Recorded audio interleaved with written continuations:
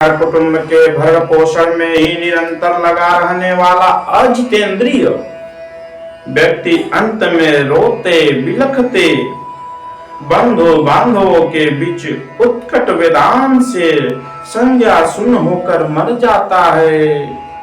हे गरुड़, उस अंतिम क्षण में प्राणी को व्यापक दिव्य दृष्टि प्राप्त होती है। ऐसा गरुड़ पुराण में कहा गया है कि अंत समय में उस व्यापक मृत शरीर को दिव्य दृष्टि प्राप्त होता है, जिससे वह लोक परलोक को एकत्र देखने लगता है। अतः चकित होकर वह कुछ भी कहना नहीं चाहता।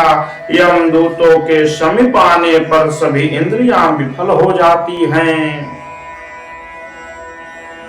चेतना जड़ीभूत हो जाती हैं और प्राण चलायमान हो जाते हैं। आतुर काल में प्राण वायु के अपने स्थान से चल देने पर एक क्षण भी एक कल्प के समान प्रतीत होता है और 100 बिच्छुओं के डंक मारने जैसी पीड़ा होती है, वैसी पीड़ा का उस समय उसे अनुभव होने लगता है।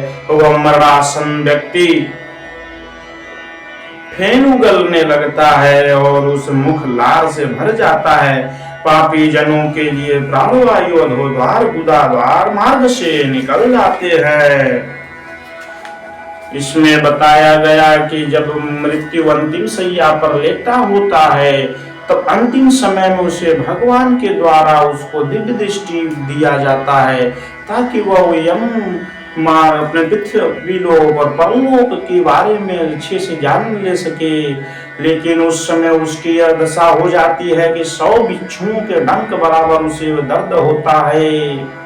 इसीलिए कुछ कहा गया है कि एक दिन एही मटिया में सबही के श्रृंगार होई हो, कि एक दिन एही मटिया में सबही के श्रृंगार होई हो, कि जब पिंजरा से पंछी फरार होई, कि जब पिंजरा से पंछी फरार होई, कि एक दिन इसी मिट्टी में सबका श्रृंगार हो जाएगा।